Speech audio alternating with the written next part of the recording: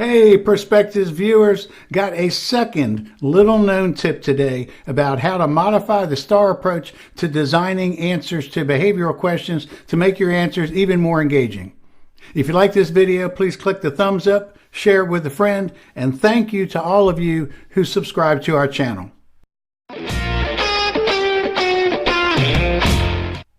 If you haven't watched my first tip on how to modify the STAR approach to make your answers even more engaging, please watch that video now. We'll put a link on the screen. Watch that and then come back to this one because this video is a sequel to that one. We learned in that video that because of tiredness, poor attention span, and trying to find a way to get listeners to listen to all of your answer, some of which are pretty lengthy, I suggested taking 1/3 of the result and moving it up ahead of the situation.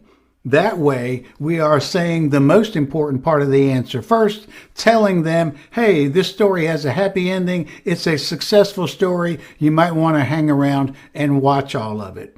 Now, how can we make it even better than that? My belief is interviews are much more about what you want to tell interviewers than they ever are what the interviewers want to know from you. You should be walking in with lots of information prepared, just looking for opportunities, places to deliver that information. So if we go back to the question I was asked in the first one, it was, Craig, give me an example of a time you had a conflict with somebody, what you did, that type thing. And my answer was 1/3 of the result. Sure, I'd be happy to. This person and I'm kind of glad this happened. This person and I are now really good friends. We're learning from each other. Remember that part of the answer? Well, now how can I make that even better? If I think about the concept of having conflicts, what might I want to say about myself that puts a good light on me as it revolves around conflicts? Well, number one, I don't have a lot of conflicts. Maybe number two, why I don't have a lot of conflicts. And so I want to talk about that first, and then as soon as I finish my little commentary on conflict, then I drop down, do 1/3 of the results, and then go into my STAR answer. What that would sound like is, Craig, give me an example of a time you had a conflict with somebody. Tell me what happened or whatever. Well, you know, conflicts, I tend to not have a lot of conflicts.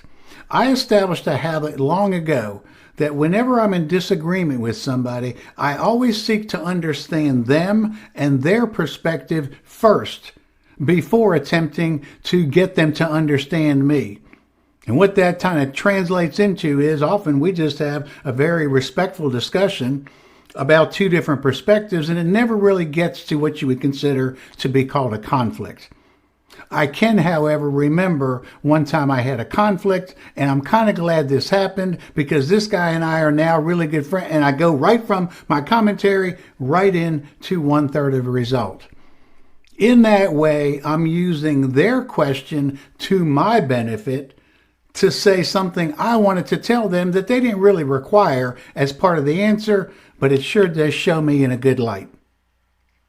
That's how you add a sixth step to the STAR approach to make your answers even more engaging. We always like hearing from you, so leave us a comment. Tell us what you'd like me to talk about next or any ways we can improve. Thanks for watching, and as always, see ya.